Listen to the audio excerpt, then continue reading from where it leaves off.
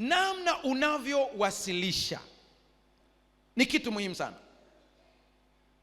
Wakati mimi nafanya degree yangu ya pili ya saikolojia na mawasiliano, upande ambao nilifanyia utafiti ni upande wa mawasiliano kwa wanandoa. Nilijikita humo zaidi kwa sababu viko vitu vingi ambavyo nilijiuliza katika uchungaji wangu.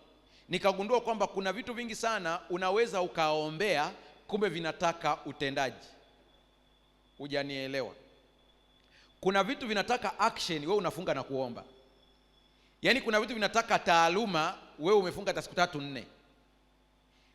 Roho Mtakatifu ana kazi yake kwenye maisha yako. Mojawapo anakufundisha kushinda dhambi.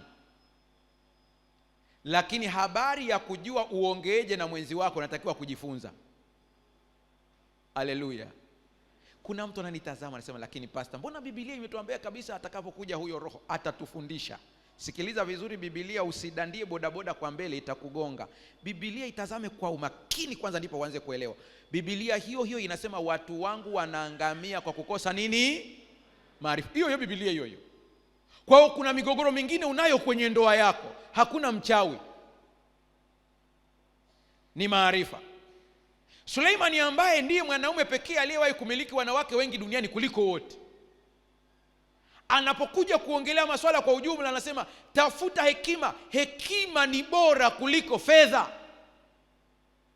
Kwa lazima uanze kujichunguza katika mawasiliano yangu na mwenzi wangu, ni kitu gani kinaweza kuingilia tukashindwa kuwasiliana vizuri? Hiki ni kitu cha kujiuliza sana. Hebu sikiliza.